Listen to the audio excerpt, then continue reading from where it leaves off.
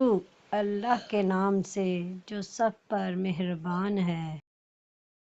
حضرت عائشہ رضی اللہ عنہا بیان کرتی ہیں، رسول اللہ صلی اللہ علیہ وآلہ وسلم سے اس آدمی کے متعلق مسئلہ دریافت کیا گیا جو اپنے جسم یا کپڑوں پر نمی پاتا ہے لیکن اسے احتلام یاد نہیں۔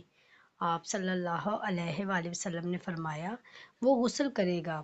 اور پھر اس شخص کے متعلق مسئلہ دریافت کیا گیا جو سمجھتا ہے کہ اسے احتلام ہوا ہے لیکن وہ کوئی نمی نہیں پاتا۔ آپ صلی اللہ علیہ وسلم نے فرمایا، اس پر غسل لازم نہیں۔ سلیم نے عرض کیا، کیا آپ عورت پر بھی یہ غسل واجب سمجھتے ہیں؟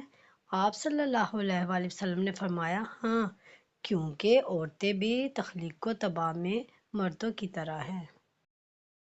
حضرت عائشہ رضی اللہ عنہا بیان کرتی ہیں، رسول اللہ صلی اللہ علیہ وآلہ وسلم نے فرمایا، جب مرد کی شرمگاہ عورت کی شرمگاہ میں داخل ہو جائے تو غسل واجب ہو جاتا ہے۔ میں اور رسول اللہ صلی اللہ علیہ وآلہ وسلم نے ایسے کیا تو ہم نے غسل کیا۔ اللہ تعالی ہمیں حدیث مبارکہ پر عمل کرنے اور اپنی زندگیوں کو سنوارنے کی توفیق عطا فرمائے، آمین۔